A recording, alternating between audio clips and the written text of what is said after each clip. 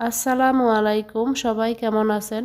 যারা এই মুহূর্তে রেসিপিটি দেখছেন তাদের সবাইকে আন্তরিক অভিনন্দন জানিয়ে শুরু করছি আজকের রেসিপি।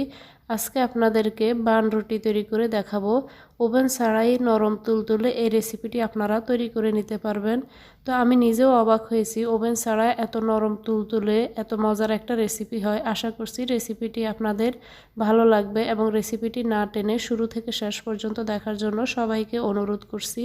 এখানে আমি 4 কাপ ময়দা নিয়ে নিচ্ছি। আজকের এই রেসিপিটি আমি খুবই সহজ পদ্ধতিতে শেয়ার করেছি। আশা করছি এই পদ্ধতিতে যে কেউ কিন্তু এই রেসিপিটি তৈরি করে নিতে পারবেন। এবার এতে দিয়ে দিচ্ছি একটি ডিম, তার সাথে দিয়ে দিচ্ছি 1/3 কাপ চিনি, এবার দিয়ে দিচ্ছি 1 চা চামচ লবণ, 1/4 কাপ রান্নার তেল।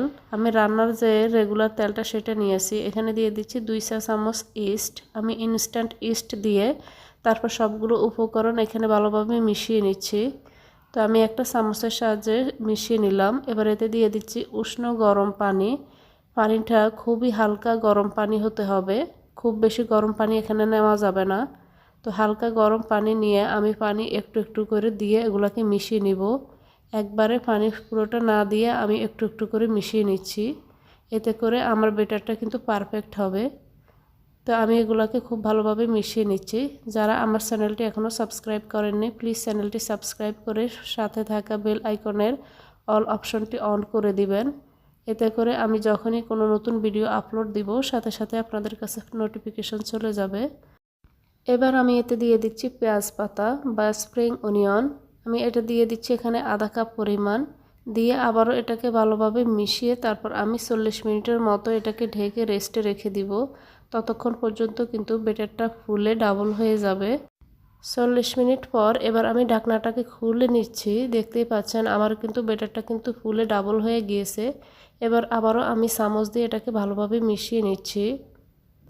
তো ব্যাটারটা কিন্তু এরকম ঘনত্বের হবে, আপনারা যেরকম দেখছেন সেরকম ঘনত্বের কিন্তু ব্যাটারটা হতে হবে। এবার আমি একটা গ্লাসের মধ্যে একটা কাগজ, প্লাস্টিকের কাগজ নিয়ে নিচ্ছি। নিয়ে এবার আমি এতে ব্যাটারটা দিয়ে দিচ্ছি। তো একবারে যতটুকু নেওয়া যায় আমি ততটুকু নিয়ে নিচ্ছি। যারা এই ভিডিওটি ফেসবুক পেজ থেকে দেখছেন প্লিজ পেজটিকে ফলো করে ভিডিওতে একটা লাইক দিয়ে সাথে থাকবেন। এরকম প্লাস্টিকের ব্যাগ যদি আপনাদের হাতের কাছে না থাকে সেই ক্ষেত্রে আপনারা প্লাস্টিকের অন্য কোনো ব্যাগের মধ্যেও কিন্তু এগুলাকে এভাবে নিয়ে নিতে পারবেন। তো নিয়ে মুখটাকে রাবার দিয়ে ভালোভাবে আমি পেঁচিয়ে কিন্তু আটকে নিচ্ছি। তো এই কাজটা কিন্তু খুব ভালোভাবে করতে হবে, না হয় দেখা যাবে কিন্তু উপর থেকে কিন্তু ব্যাটারটা বেরিয়ে আসবে। সেজন্য রাবারটাকে কিন্তু খুব ভালোভাবে টাইট করে কিন্তু আটকে নিতে হবে। এবার কোণা থেকে আমি একটা সাইড থেকে কিন্তু অল্প করে কিছুটা কেটে নিব। চুলায় এদিকে একটা তাওয়া বসিয়ে তাওয়াটাকে আমি গরম করে নিলাম এবং এতে সামান্য একটু তেল ব্রাশ করে এবার আমি ব্যাটারটা এভাবে দিয়ে দিচ্ছি। তো এভাবে কেটে নিলে কিন্তু নাস্তাগুলো কিন্তু গোল হয়ে পড়বে, সেই জন্য আমি এটাকে এভাবে দিচ্ছি। আপনারা চাইলেই কিন্তু এই কাজটা চামচ দিয়েও করতে পারেন। আপনারা চামচ দিয়েও কিন্তু নাস্তাগুলোকে এভাবে চুলায় ফ্রাই প্যানে দিয়ে বানিয়ে নিতে পারবেন। তো কিছুক্ষণ পর আমি এটাকে উল্টে নিচ্ছি। চুলার আঁচ মিডিয়াম থেকে লোতে রেখে আমি এগুলাকে ভেজে নিব। তো খুব বেশি আঁচে ভাজলে দেখা যাবে যে এগুলা ভিতর থেকে কাঁচা থেকে যাবে। মিডিয়াম থেকে একটু লো হিটে রেখে আমি নাস্তাগুলোকে বানিয়ে নিচ্ছি। এই রেসিপিটি খেতে যে কতটা মজার হয় আপনারা রেসিপিটি বাসায় ট্রাই না করলে বুঝবেন না। এবার আমি এতে দিয়ে দিচ্ছি আরও 2 টেবিল চামচের মতো তেল। তো চারপাশ থেকে আমি এখানে এভাবে তেলটাকে দিয়ে ছড়িয়ে দিলাম।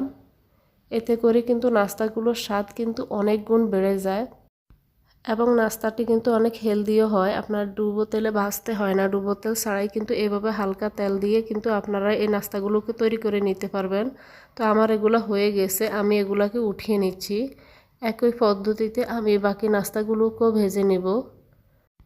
এভাবে অল্প তেলে নাস্তাটি ভেজে নিলে কিন্তু এটা কিন্তু খেতে অনেক স্বাদ হয়। যাদের তেলের নাস্তা খেলে সমস্যা হয় তারা রেসিপিটি এভাবে ট্রাই করে নিতে পারেন। আশা করছি রেসিপিটি আপনাদের অনেক ভালো লাগবে। তো কিছুক্ষণ পর আমি আবারও চারপাশে থেকে একটু তেল এভাবে ছড়িয়ে দিচ্ছি। আমি এই রেসিপিতে পেঁয়াজ পাতা ব্যবহার করেছি। আপনারা কিন্তু হাতের কাছে না থাকলে পেঁয়াজ পাতা ছাড়াও কিন্তু এই রেসিপিটি তৈরি করে নিতে পারবেন। আমি আলাদা একটা ফ্লেভার আসার জন্য আমি এখানে পেঁয়াজ পাতা ব্যবহার করেছি। এই উপকরণটি ছাড়াও কিন্তু এই নাস্তাটি খেতে অনেক মজা হবে। তো আপনারা আশা করছি রেসিপিটি এভাবে বাসায় বানিয়ে ট্রাই করে দেখবেন। এবার একটি নাস্তা আমি আপনাদেরকে ভেঙে দেখাচ্ছি। তো খুব সহজে কিন্তু এভাবে আপনারা বাসায় নরম তুলতুলে বানরুটি তৈরি করে নিতে পারবেন। ছোট থেকে বড় সবাই কিন্তু এই বানরুটি অনেক পছন্দ করবে। এতক্ষণ এই ভিডিওটি দেখার জন্য সবাইকে অসংখ্য ধন্যবাদ। আল্লাহ হাফেজ।